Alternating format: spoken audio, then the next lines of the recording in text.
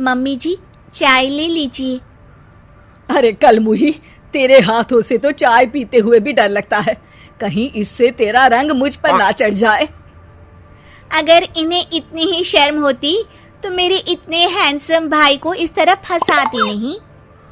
बानी और शिवम की लव मैरिज हुई है। बानी के ससुराल में उसकी ननद और सास हैं, जिन्हें अपने गोरे रंग पर बहुत गुरूर होता है, जिस वजह से वो बानी को सिर्फ उसके सांवले रंग की वजह से नापसंद करती है और हमेशा उसे ताने सुनाती रहती हैं। बानी उनकी सभी जली कटी बातें सुनकर चुपचाप वहां से चली जाती है। तुम माँ और छोटी को कुछ बोलती क्यों नहीं?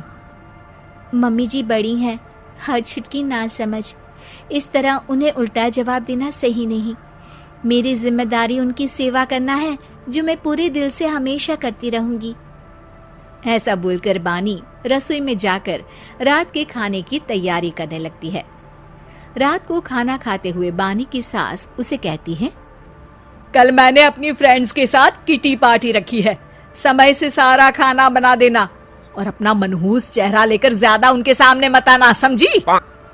माँ, बानी आप दोनों की कितनी परवाह करती है, फिर भी आप उससे इतना बुरा व्यवहार क्यों करती हैं?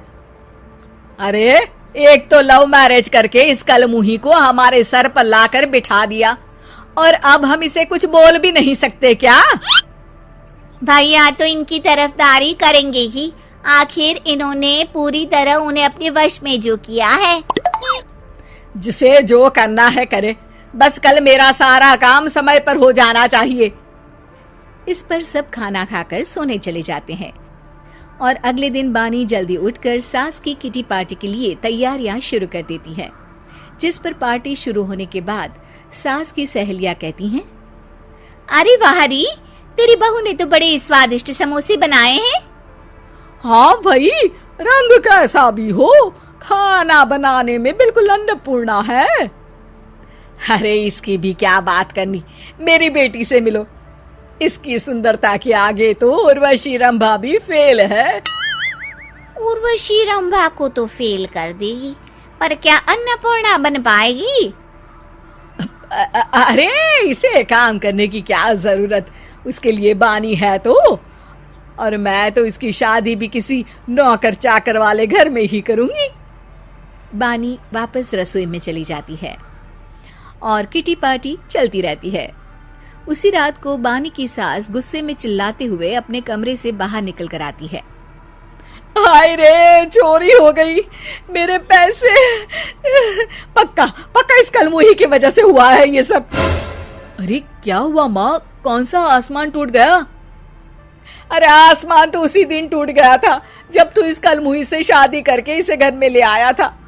खुद तो आई ही, अपने साथ साथ मनहूसियत का काला साया भी मेरे घर ले आई। अरे हुआ क्या माँ? अरे मेरी तिजोरी में रखे पैसे कहीं गायब हो गए, सुबह ही देखा, अरे यहीं रखे थे। क्या आप मुझ पर चोरी का इल्जाम लगा रही हैं? अरे काली बिल्ली पर भी क्या कोई मनहूसियत का इल्जाम लगाता है? ऐसा बोलकर बानी की सास वहां से चली जाती है, जिसके बाद शिवम और बानी बात करने लगते हैं। देखो, मम्मी की बात का बुरा मत मानना, वो बस परेशान है ना, इसलिए कुछ भी बोल गई। वो परेशान नहीं, मुझसे नफरत की वजह से ऐसा बोलकर गई हैं। उन्हें मैं हमेशा एक आंख नहीं सुहाती। देखो बानी, अगर तुम चाहो तो हम दूसरा घर लेकर वहां शिफ्ट कर सकते हैं। आखिर तुमसे प्यार करके तुम्हें अपनी जिम्मेदारी पर इस घर में लेकर आया हूँ, इस तरह टॉर्चर नहीं होने दे सकता। अगर आप साथ हैं तो मुझे किसी चीज की टेंशन नहीं, और आखिर वो हमारी बुजुर्ग हैं, हम उन्हें और छुटकी को इस तरह अकेले छोड़कर कैसे जा सकते हैं? इसके बाद बानी भी अपने कमरे में चली जाती है और अब हर रोज उसकी सास की तिजोरी से पैसे गायब होने लगते हैं। इसी तरह कुछ समय बीत जाता है और वो हर बार हर चीज का इल्जाम बानी पर लगाती है, पर बानी कभी कुछ भी नहीं बोलती।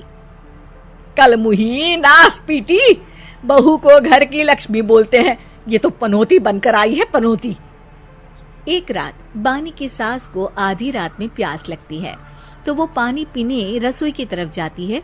तभी उसे अपनी बेटी के कमरे में कुछ आवाज सुनाई देती है।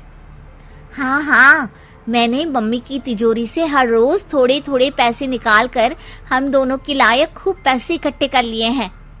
और मम्मी आज तक उस सब के लिए भाभी को ही जिम्मेदार समझती है। तुम बस जल्दी से आकर मुझे यहाँ से ले जाओ और हम कहीं दूर जाकर शादी कर लेंगे। मम्मी को कुछ पता नहीं चलेगा, सब मुसीबत खत्म। अपनी बेटी की ये सारी बातें सुनकर बानी की सास भौंचक्की रह जाती है और अपने कमरे में वापस चली जाती है। जब अगली सुबह बानी सास के कमरे में आती है, मम्मी जी, क्या बात है, आज आप कमरे से बाहर ही नहीं आई? आपकी तबीयत तो ठीक है ना? क्या छुटकी कमरे से बाहर आई या तुम उसके कमरे में गई? नहीं नहीं, क्यों, जाना है क्या? मैं अभी चली जाती हूँ। नहीं, कोई कहीं नहीं जाएगा। इस पर वो बानी को साथ लेकर कमरे से बाहर आती है, जहाँ शिवम भी होता है। वहाँ उसकी सास बोलती है, छुटकी मेरी तिजोरी के सारे पैसे लेकर अपनी माँ के बारे में कोई ख्याल करे बिना किसी लड़के के साथ घर छोड़कर चली गई। और बहू, तुमने मुझ जैसी सास की सेवा करने के लिए अपने ही पति के साथ दूसरे घर जाने से मना कर दिया। मैंने हमेशा तुम्हारा रंग देखा अच्छा ही नहीं, जो मेरी सबसे बड़ी गलती है। मुझे माफ कर दे बेटा। और इसके बाद बानी की सास कभी अपनी बहू